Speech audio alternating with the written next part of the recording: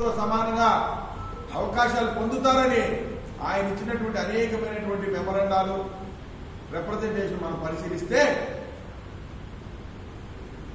భారతదేశంలో 1935వ సంవత్సరం రెండవ చట్టాలు చార్టర్డ్ చట్టాలు రెండవ చట్టాలు వచ్చే క్రమంలో రౌండ్ టేబుల్ కాన్ఫరెన్స్ లో ఏదైతే చర్చించాడో ఏదైతే మనకు అక్కడ ప్రతిపాదించి బ్రిటిష్ వారు మనకి ఇచ్చారో వీటన్నింటినీ కూలంకషంగా పరిశీలించి ఈ దేశంలో ప్రజాస్వామ్య పరిపాలన వచ్చే క్రమంలో జరిగినటువంటి చట్ట రూపకల్పనలో ఇండియన్ ఫ్రాంచైజ్ కమిటీ ఏర్పడింది.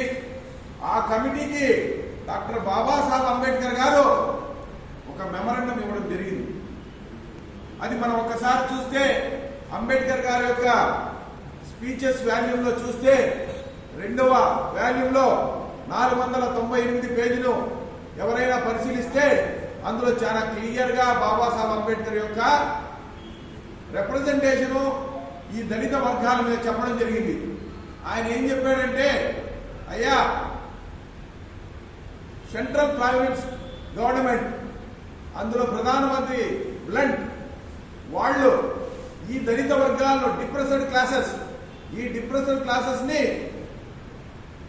వాళ్ళు ప్రాతినిధ్యం కింద రాజకీయ ప్రాతినిధ్యం కింద తీసుకునే క్రమంలో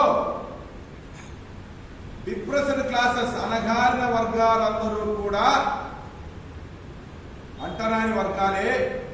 అయితే వీళ్ళలో 2 రకాలైనటువంటి పరీక్షల ద్వారా వాళ్లను 2 గ్రూపులుగా చేసి తద్వారా మాత్రమే రాజకీయ అవకాశాలు ఇతర అవకాశాలు ఇస్తే బాగుంటుంది అని వాళ్ళు తీసుకున్నటువంటి ఒక నిర్ణయం.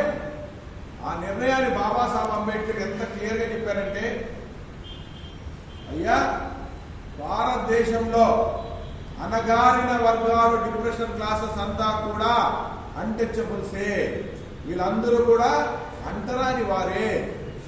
వీరిని మళ్ళీ చదువుకున్నవాడు చదువు లేనివాడు, అభివృద్ధి చెందినవాడు అభివృద్ధి చెందనివాడు, ధనికుడు పేదవాడని వర్గాలుగా విభజన చెయ్యొద్దండి.